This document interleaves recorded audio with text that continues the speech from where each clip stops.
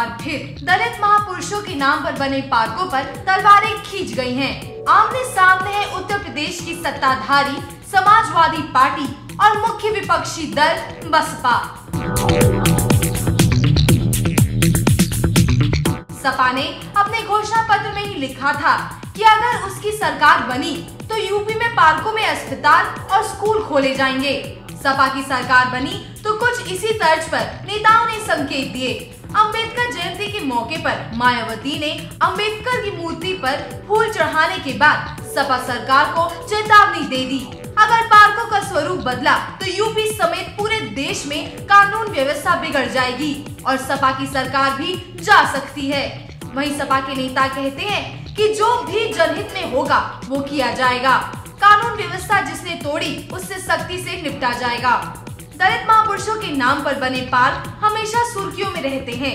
एक बार फिर कुछ ऐसा ही हुआ।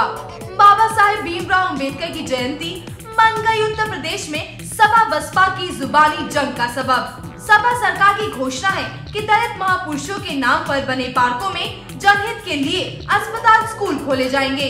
यही बात मायावती को अखर रही है। उन्होंने अंबेडकर जयंती का दिन चुना और दे दी सपा सरकार को धमकी। कहा अगर पार्कों में किसी तरह का निर्माण हुआ तो प्रदेश ही नहीं पूरे देश में कानून व्यवस्था बिगड़ जाएगी।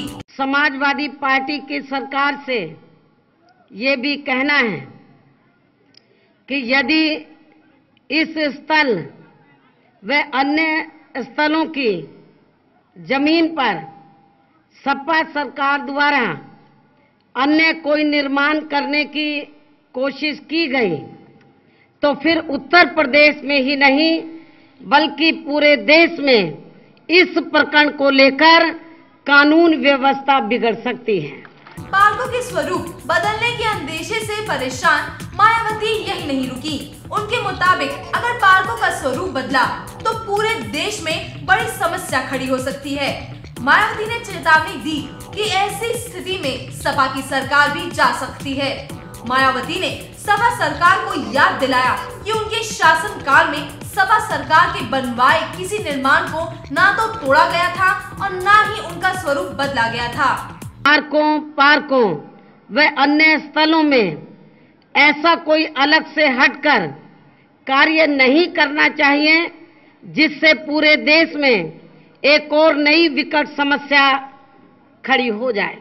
हमारी सरकार से ये सबक सीखना चाहिए कि जब उत्तर प्रदेश में हमारी पार्टी की सरकार थी तो तब हमारी सरकार ने अपने पूरे शासनकाल में सपा के किसी भी संत, गुरु व महापुरुष से संबंधित बने स्मारकों, संग्रहालयों व पार्कों आदि में उनके सम्मान को ठेस पहुंचाने के लिए कोई भी नए कार्य का निर्माण नहीं होने दिया था।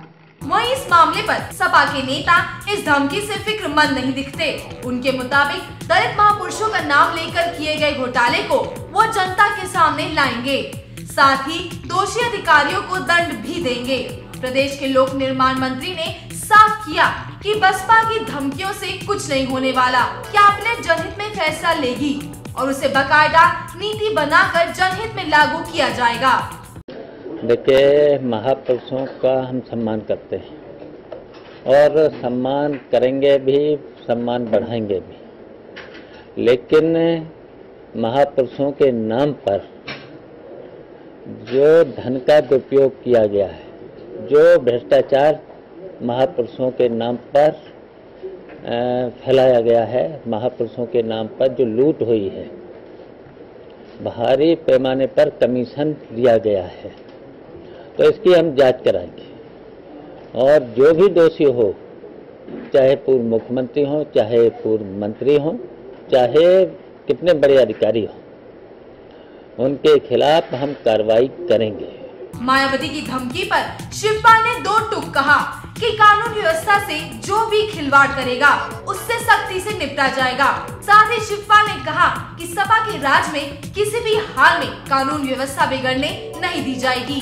की जो पॉलिसी होगी जनता के हित में, जनहित में, वो हम बनाएंगे और कानून व्यवस्था को हम मेंटेन रखेंगे और कानून व्यवस्था के नाम पर जो रोड़े अटकाएंगे उनको फिर सरकार बर्दाश्त नहीं करेगी। सपा बसपा की ये जंग कोई नई बात नहीं है।